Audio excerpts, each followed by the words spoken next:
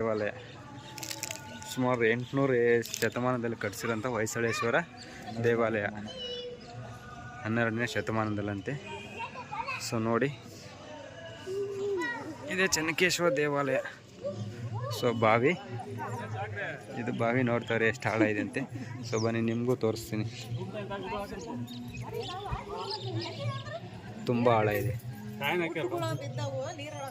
Note ಹಾಕ್ಬಾರ್ರಿ, ಕಾಯಿ ಹಾಕ್ರಿ. Note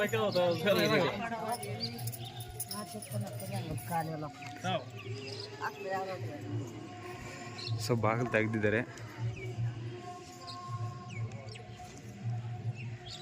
so already ಅಲ್ಲೂ ಬಾಗಿಲು ತೆಗೆದಿದ್ದಾರೆ ನೋಡಿ ಇಲ್ಲಿ.